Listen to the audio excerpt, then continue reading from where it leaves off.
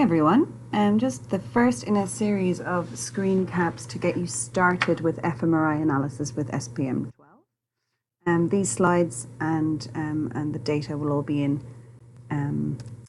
folder in the common fMRI analysis sessions, so you can check back to any of those things for the links and the descriptions of the data. So for this screen cap, I'm going to go through the 6 pre-processing steps. You've got 3 different types of data that you get from the scanner when you do a functional imaging study. You've got your T1 structural data. That's your high resolution structural data where the images you see are quite detailed, 1 millimeter resolution. You can see a lot of the anatomical landmarks and the shapes of the sulci. Then you've got your functional data. Now this is a lower resolution than the structural data because it's acquired very quickly over time while your subject is doing the task. And finally, the other type of data you'll collect is a field map, which records the inhomogeneities in the magnetic field, which I'll come to in the next step. So in order to pre-process your data, you will need some information about your scanner sequence. Now you can get that from the scanner sequence itself, which you can get from a PDF printed from the scanner, or you can look at the DICOM headers, which is one of the first things I'll show you how to do. And from there, you can get your scanner parameters, which you'll need to enter into SPM to pre-process your data. Okay, so the first step of pre-processing is to unwarp and realign your data. Now, because of the inhomogeneities in the magnetic field, which are caused by things like air pockets caused by sinuses, for example here, the data will not be reconstructed in the correct fashion. We can see here that some of the data has actually been squashed. We're not capturing the data from the front of the brain. Some of this data will be lost irrecoverably, but some of the data is actually just moved because of these sinuses to the wrong place. So when we apply this field map to the data, it will actually put the data back into the correct position. Now it doesn't restore lost data, but it does put some of the data which has been put into the wrong position back. So you can see here, after a field map has been applied, you can see a lot more data in the frontal. Next step is slice timing correction. So when you think of your functional images, they're acquired in slices. So for example, each of these slices would occur over a 2 or 3 second TR, which is the time that it takes to acquire one functional brain volume. And you can see here so that these slices are sequential, or they can have different orders of, they can be interleaved, or I'll explain with multiband sequences later that you could acquire many slices at the same time. But the point is that they are acquired at slightly different times within that TR, which could be anywhere between half a second to 3 seconds or even longer. So say, for example, this blob of brain activation was acquired at 3 different time points, so it really is good just to slice time correct your data to take account of that. Next step is co-registration. So that puts your functional data, so your data that's acquired over time, the more low resolution data, and your structural data, your high resolution T1 structural image, puts those into the same space. We can see here an example of a poor registration where if the red outline is your structural image and the grey brain image is your functional data. You can see here they're nicely aligned, that the sulci match up and anatomical landmarks match up. And on the bottom we see an example of a very poor co-registration where you can see that the functional data and the structural data are not in the same space. And you can see how that would be a problem when you think about when you collect a number of brains and then you're collapsing them over each other, that you might not be comparing like for like, and similarly that you might not be able to localize it to the right place. So we co-register the functional and structural data to avoid that. The next step is segmentation. So this is us trying to build up a template of how our structural image, our detailed T1 high resolution structural image, how that compares to a standard brain template which is based on do this, we use tissue probability maps, if we look at our structural image here, we've got the grey matter tissue probability map, we've got the white matter tissue probability map, and we've got the cerebral spine fluid tissue probability map. And the idea is that we use these tissue probability maps to move our structural image into a standard template to match a standard brain template that's based on thousands of brains. And so we would use the deformation fields that come out of the movement of our structural image into a standard space to move our functional data into the standard space. So we use those warps that occur to our structural image to get it into standard space, and we apply those to our functional data. And then our functional data should align to standard space, and I'll show you how to check that at the end. You would access PuTTY. And PuTTY is an application which allows you to access Jupyter, which therefore allows you to use software that you might not already have on your computer. So if you have got MATLAB on your computer, you've got your own MATLAB license, then you don't need to do this step, but I think for most people, they might need to access Jupyter. So to set up so this PuTTY configuration window, you need to set up, so you need to access Jupyter. So you need to type in here, jupyter.mclean.harvard.edu, and you see the SSH default is selected. That's correct. And so you need to, that's your host name, and then in order for you to be able to visualize this, you need to set up X11 forwarding. So you go connections X11, enable X11 forwarding, and that allows your connection to Jupyter to be visualized on your screen. So go back to our session. We're looking at jupyter.mclean.harvard.edu, and you can also save this so that in future you can just click here, your saved sessions, and if you click open, then it asks you to log in with your Jupyter credentials, which are different to your partner's login. They are your Jupyter.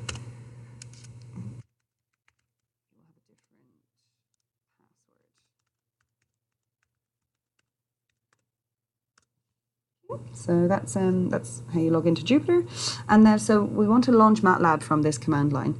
But to do that, we first need to set up, where we enabled X11 forwarding, we need to just open the application that allows that.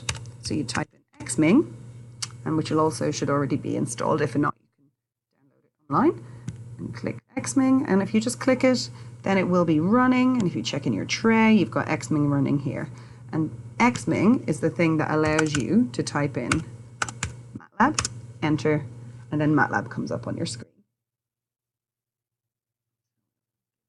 And here we go.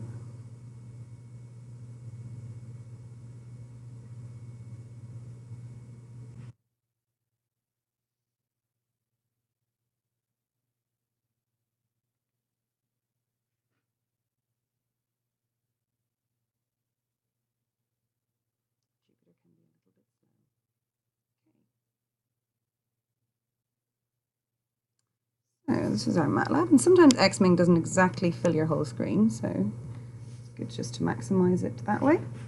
And this is your MATLAB environment. So you've got your folder structure, your workspace, so that's any variables you define will be there, and your command history, so the past commands that you've done. Now the first thing that you need to do when you open MATLAB is to set your path. So what I'm going to do here is navigate to our common area.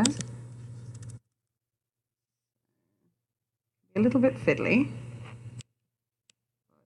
You one level from users on Jupyter, and then ANL and common. There, and fMRI analysis sessions. And that just means that in our MATLAB area we will be able to access easily all the files that we're using. Okay. Right. So the first thing, so before we start doing any pre-processing of our data, I'd like to show you how you extract your scanner parameters from your DICOMs. So if we navigate to the DICOM folder, so you go CD, which stands for change directory, 0.0, and then if you just tab, it will naturally go through to that. And then that puts us in that DICOM file. Let's change directory again to 3, and then that puts us in the folder where we have our DICOM. So these are the files that are downloaded from Osiris, and this is how the data comes off the scanner. And so if you read these, you can see in the header the information that you need to pre-process your data. So I'm going to read one of these DICOMs, and how you do this is you type in info, you can call it info or whatever variable you want to call it, and the command is DICOM info. So that's the command. And then a bracket, and then you put in the name of the DICOM file that you want to read, and you will know this from where you download it. So for example, if you download your EPI data in one folder, you'll know that you can read your headers from that relevant to your EPI data. So I'm going to read a header from one of my functional data files, and so I type in, this data file is in there. So what comes up is a load of information, and also what comes up is this variable called information. So if you scroll along here, you can see, and it's not the most user-friendly format, but it's standardized for all different scanning modalities. So we see, for example, here, some of the DICOM header names are not that obvious, but for this one example, that's number of slices is 66. And then we've also got, what else can we look easily? And here is the slice, the time that each slice was acquired, 66 by 1, so that's a variable that's got 66 entries in it. And the slice thickness was 2.5 millimeters, so that's each brain slice. The repetition time was 720 milliseconds, so it was a very fast sequence. So each brain volume was acquired in less than 1 second. So this is the kind of information you can get from your DICOM header. And I'll just show you, for example, if we were to open the info structure that we have just defined, if Jupyter will let me.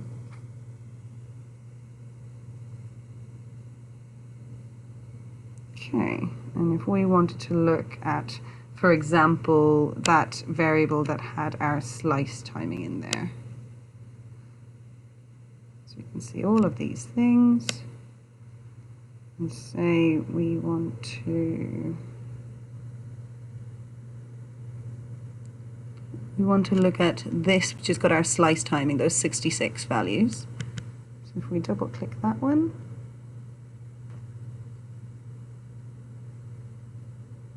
you can see here, these are the slice timing parameters in milliseconds. So we can copy and paste that and put that into our SPM slice timing correction module. So that's an example of how you get your information from your DICOMs. So moving on, I'm going to launch SPM. Now SPM, you need to download it for free online and then add it to your path. And once you've done that, you can launch it going SPM fMRI. Just type that in the command line, and then it will launch SPM.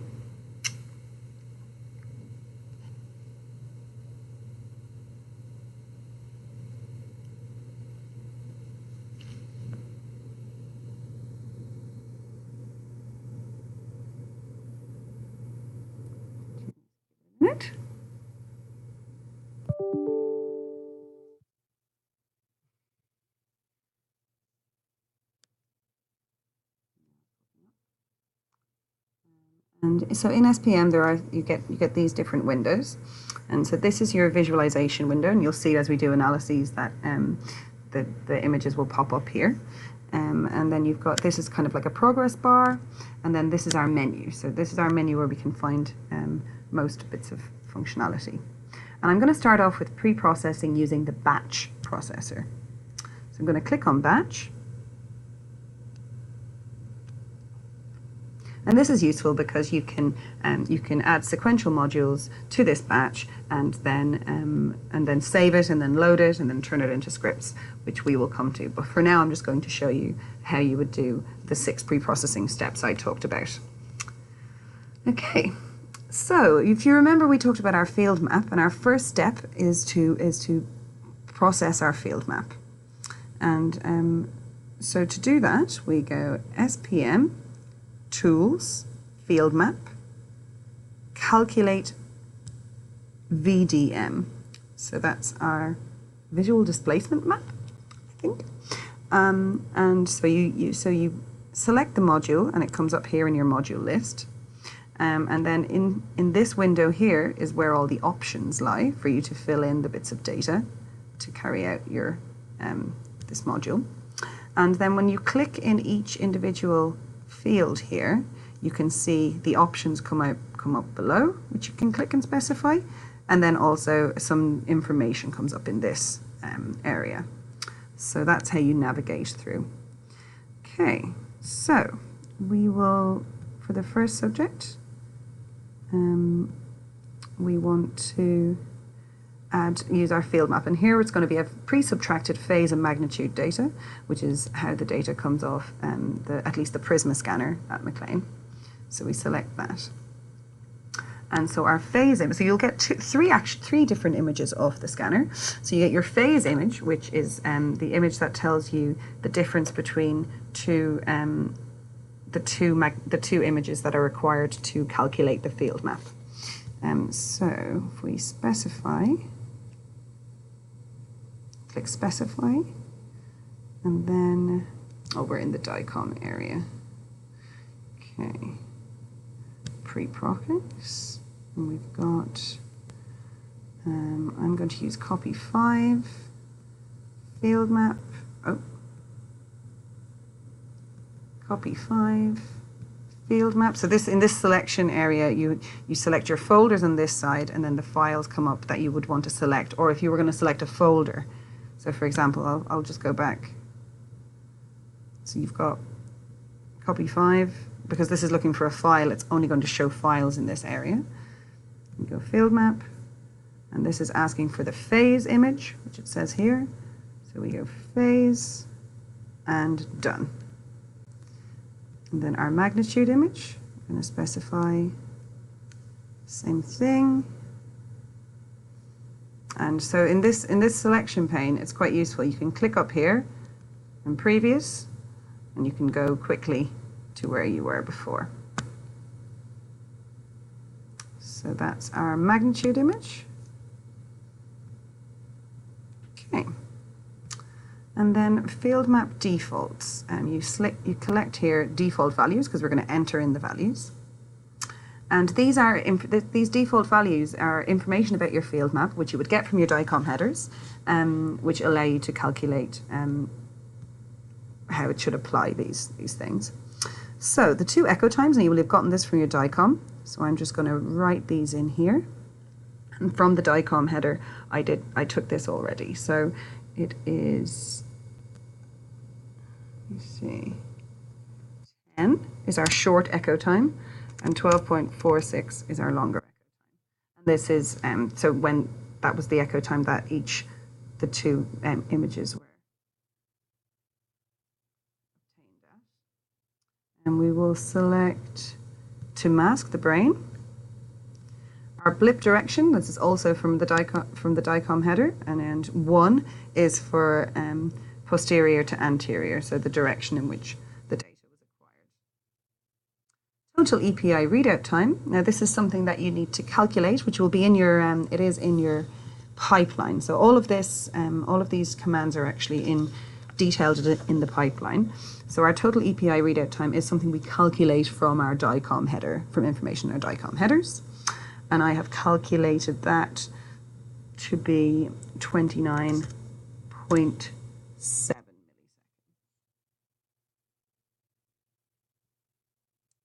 It'll show you how to do that in the pipeline document. Now this is a non-EPI based field map, so we select here non-EPI, and then I think, let's see, totally.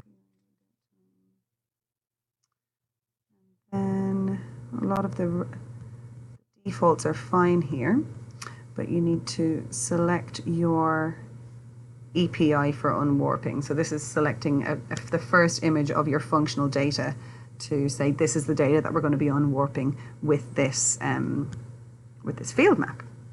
So if we go to our functional data, and we see here we've got T1 repeat and run 1. So our T1 is our structural image, and run 1 is our functional data. So if we want something that we want to filter it, we go into this filter box and we put in run, press enter, and then only the run data. And here we would enter which frames to put in. And for this, we only want the first frame. So you can see it's AAC, run 1, frame 1.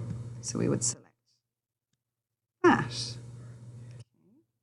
Match VDM to API. We would say yes, match the VDM.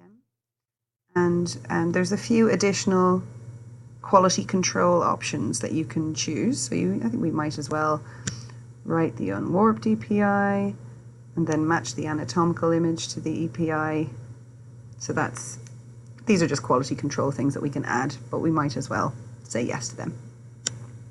Okay, so once we fill all of those things in, you can see here that we've got our green button which will allow us to run that module. However, I want to add all the rest of the modules of the pre-processing pipeline so that we can run them all together. So now that we have done our field map preparation, we can start adding the other modules. So if we want to do the realign and unwarping module. So it's SPM spatial realign and unwarp, and then you see it appears below there.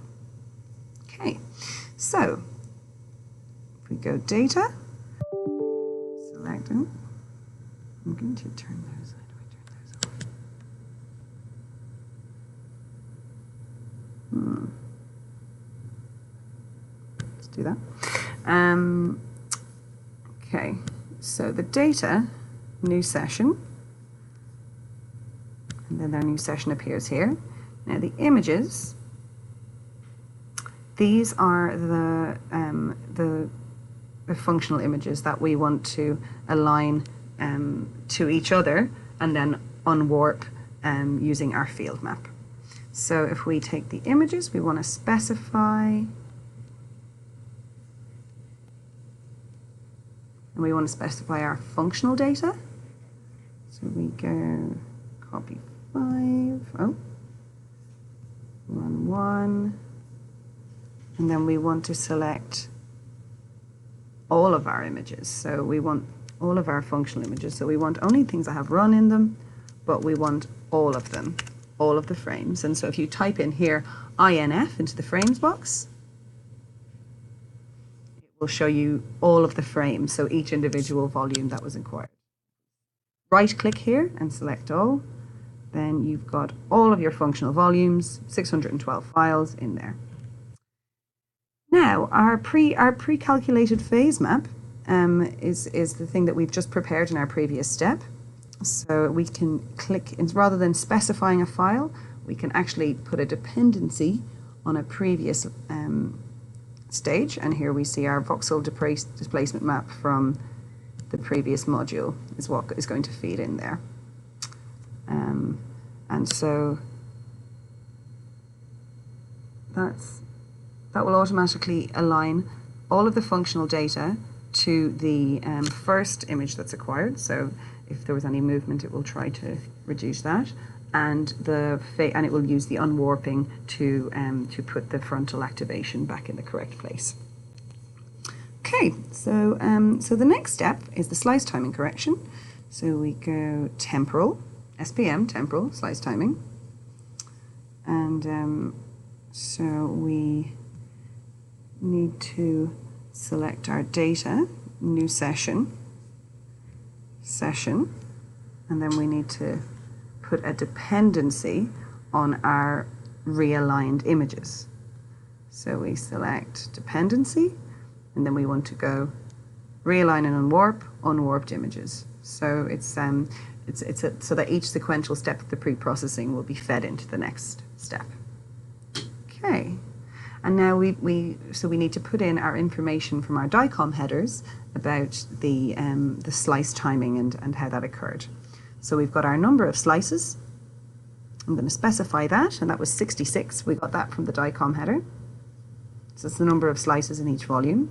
And then our TR was, remember, it was 720 milliseconds. So 0.720, because this is in 72, because this is in seconds.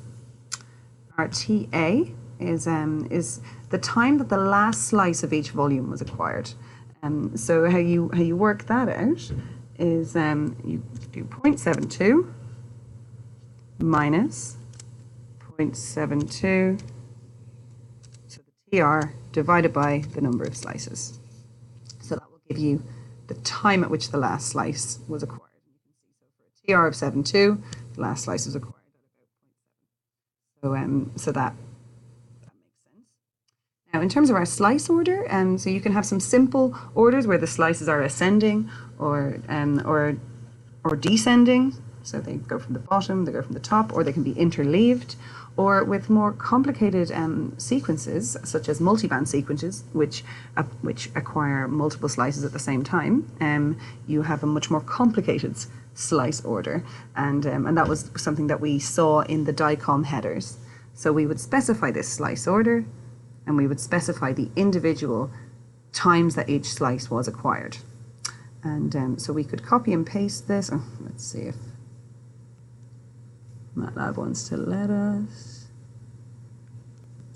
MATLAB might not let us because we're running SPM already. Okay, well, luckily I have this here in our pipeline.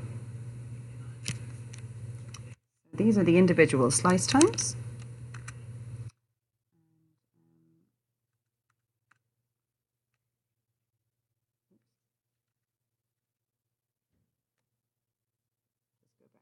Okay, and my slice order. Okay, so those values in there, and you can see we've got 66, so we've got the time in milliseconds of each slice when it was acquired. Now for these multiband sequences, the reference slice is the best one to pick, because if you think your reference slice on yours, if you were going from top to bottom, would be your bottom. If you're going from bottom to top, it would be your bottom slice. If you're going from top to bottom, it would be your top slice. But when you're acquiring multiple slices at the same time, you really want to pick a slice that is nearest to, is kind of equidistant to most of the slices. So for this one, you would pick the middle slice, which here is the one that occurs at 330 milliseconds. That's our slice timing. So after we've done the slice timing, we want to do our co-registration step. So if you go spatial, co-register, and we are just going to estimate at this time. So this is us putting our functional and our structural data into the same space. So in terms of our reference image, we would want to use our mean image from our realignment stage. So that takes our mean image, so the average functional image. So that's the one that's would make the sense to co-register. And then our source image is our structural image. So we would specify, we can go to our run 1. And here we go, our T1 repeat, we select that, done. So that's us selecting our mean image that's been unwarped of the functional data and our structural image, and we want to co-register them to estimate what the co-registration of that would be.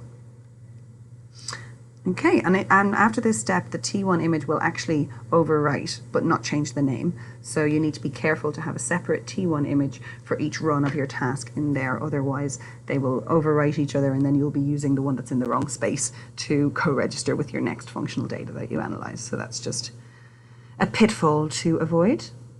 So the next step, if we go spatial, is segment. So this is applying our tissue probability maps to then later be able to normalize our data.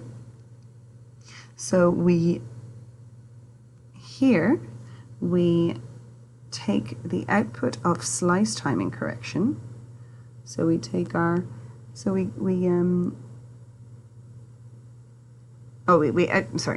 the output of our co-registration. So that's what we're going to segment. So our co-registered data, and what we want to do here is really, these are all the different tissue probability maps, and we just want to use everything. So if we're using the kind of native and dartal imported tissue and warp tissue, modulated and unmodulated, and this is really just, it will take a little bit longer, but it will result in a better segmentation, which will result in a better normalization, which means that your registration has got the best chance of being as close to successful as possible. Okay, so just for all the tissue probability maps, we're selecting native and dartal imported and modulated and unmodulated. That's really turning everything on. And what you also want to do here is you want to save your deformation fields, you want to save your inverse and your forward deformation fields. And so the inverse deformation field is what the standard brain template would need to do to become like your structural image, and the forward deformation fields are what your structural image has to do to become closer to the standard template. And you can see how those forward deformation fields would be used to normalize your data.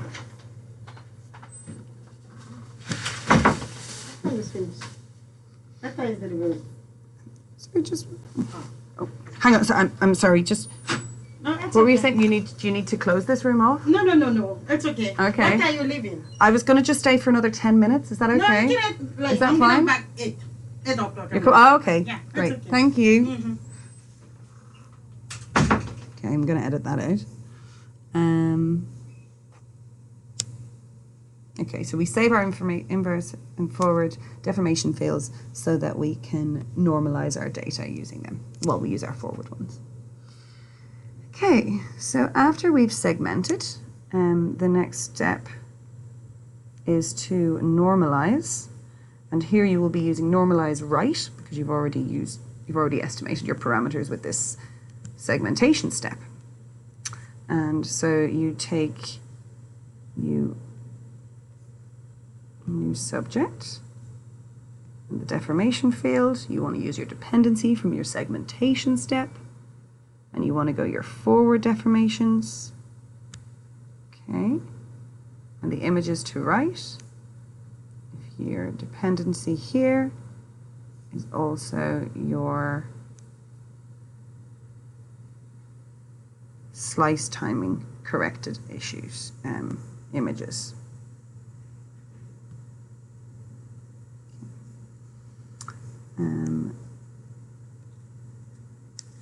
So you just, the standard parameters here are fine. And then finally, we will do smoothing, which is where we take our normalized data and we average out the activations over a larger number of voxels than just one, which will reduce our noise in our data. And so we just take a dependency here of our normalized images. Okay, so once you've got all of this set up, and that's your pre-processing pipeline, and you can see that all of it's all got dependencies on previous steps, and so you can save this. So you can go save batch.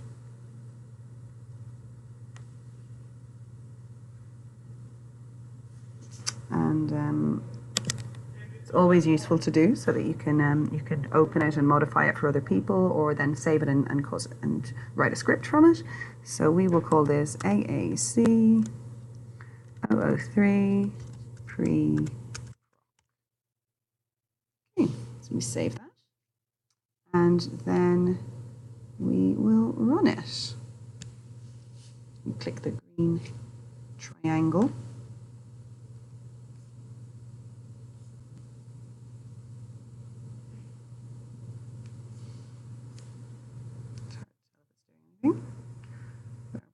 Window.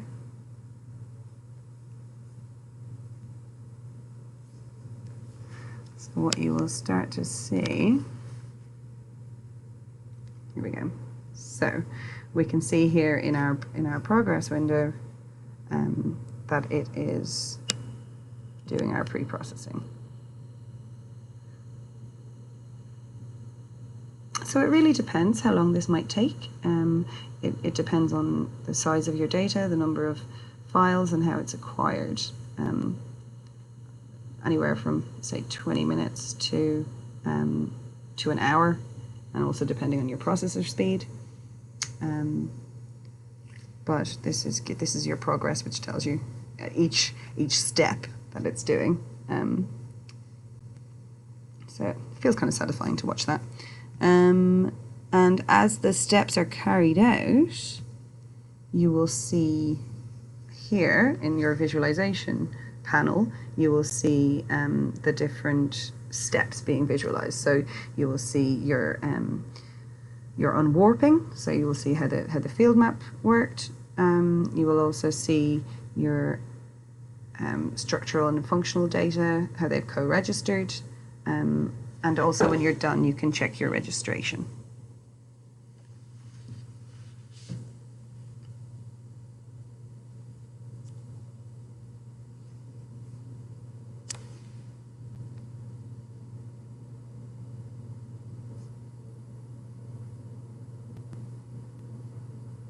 Okay, so we're starting to see this is our warped and unwarped EPI. So this is our field map. You can see a little bit. It's not as stark as the one that I showed you in the example. But we should find some differences between the warped and unwarped API based on field map correction. You can usually notice it at the front.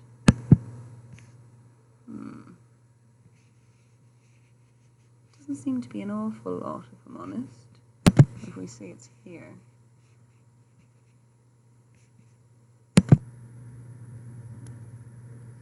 You can see that when you click in the anatomical landmarks that you're in the same place in the functional data.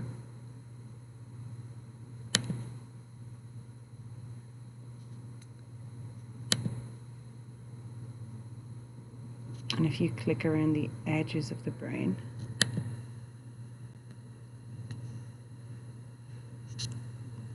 that the edge of the functional and the edge of the structural.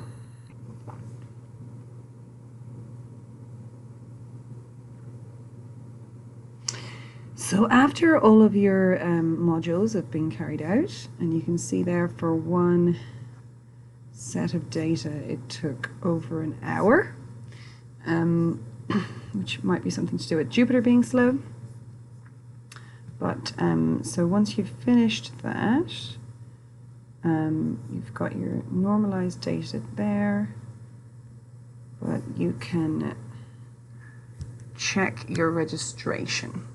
So you know I talked about your functional data being, so your functional data and your structural data being co-registered to each other, and then we would use the tissue probability maps from the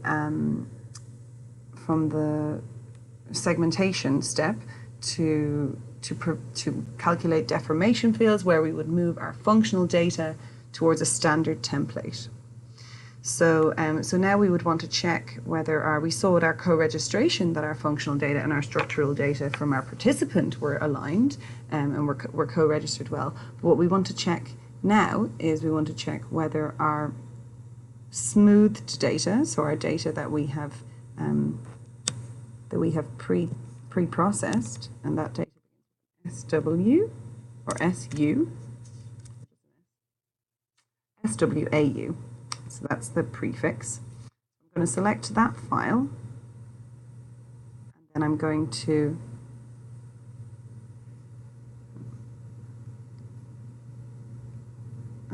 to see how well it aligns with the canonical standard brain template that's based on thousands of brains.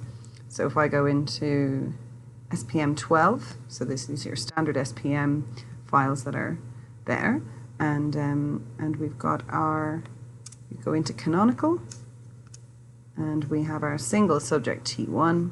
So they're the two things that we've selected. They should come up in our visualization window. We can see here, if we click around, so this is our functional data, and we can see that it is nicely aligned with, so this is our functional data that we collected in our task.